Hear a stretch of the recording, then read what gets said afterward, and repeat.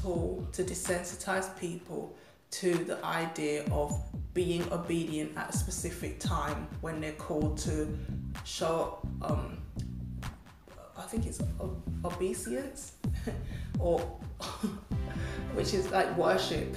I can't think of the word, but I know it sounds something like that.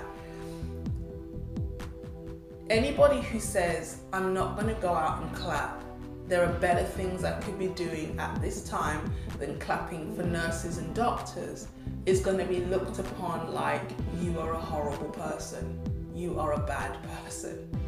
Now, what people who are in health professions need, and they're on the front line need, is more money, support, and protective equipment.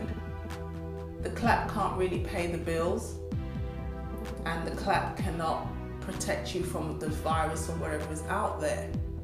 But it's not about showing respect for health workers.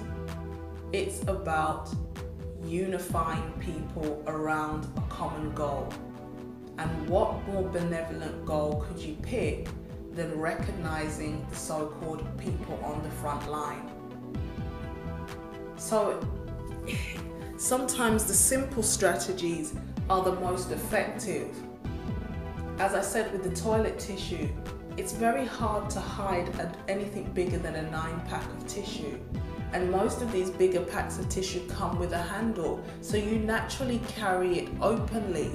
It's almost like being carried along in a stampede. Even if you are not part of the stampede, you are forced to run or be trampled.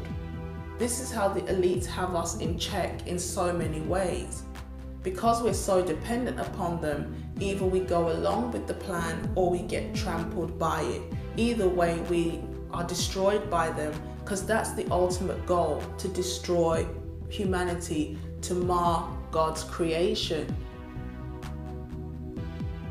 So if you don't go and buy tissue because you don't believe there's a virus, or you believe this is an orchestrated biological attack, you still have to buy tissue, because at some point you're going to need it, and it's not on the shelf.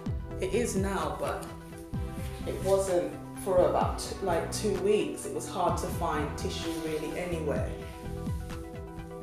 Okay? Either you buy it or you buy it, because it's either one fear or another. Either there's a fear you'll get diarrhea, which is not a symptom of COVID. Either you fear that, you could get sick and you'll be quarantined. Or you fear when you want some tissue, you can't get any. So now you're running around looking for tissue. So whichever one it is, the fear has driven you to also have to participate in this game. And that's exactly what they want, that you can't really turn to the left or the right. Either way, you're ushered into what they want you to do. So I just want everyone to be aware, don't take your foot off the gas. We're not through the other side of this simulation yet. We're not in the we're not on the other side of this trial run of the collapsing of all the world orders. So still make sure you have food. If you're going to do shopping, still keep your stockpile up. This is really going to be a test of people's faith. The scripture says, I believe in Thessalonians, before the end there's going to be a great falling away. This also is part of God's plan to help people who are on the fence pick a side, because this is going to test your faith. This is going to test what you believe, and it's also going to make you think critically about what people have been saying about the Bible for years. Because I know people in my own personal life who are like, I didn't really believe, but now I see it playing out. I can understand why, why people believe in the Bible, basically, because this has convinced me more than some of the things I've heard. Like, as you just go through the book of Revelations, the Thessalonians, obviously the prophecies in Daniel, all of a sudden things that didn't seem plausible, and the scripture says that there are things that are going to be locked up until the end times. And it really was locked up, because we could have never imagined some of the technology that we see today The technology that was around even 10 years ago is nothing compared to what we have openly, because the technology's been there for a while, but obviously, you know, from iPhone 1 or 2, they already knew what they wanted to put in iPhone 10, but no one is going to buy iPhone 10 if you don't build up to, you know, build up to it. They have to get you hooked on iPhone products and then gradually build up to 10.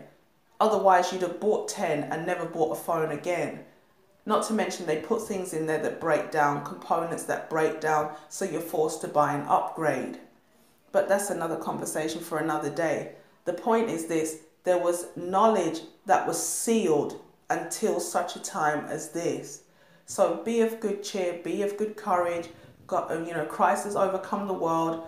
Do not be afraid, because although these are fearful times, they are exciting times.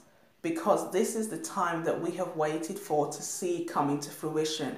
Matthew 24, Matthew 25, perilous times. But these are just the birth pains. These are just the beginnings of labor. It has not come anywhere yet. We have not seen anything compared to what is really coming on this planet. So that's all I've got for you today. Just be encouraged, stay strong, stay focused on Christ. You know, we are going to get through this trial, but things are not going to be the same, and nothing should catch you unawares. Like, share, comment, and subscribe, and I will catch you in the next one. Peace.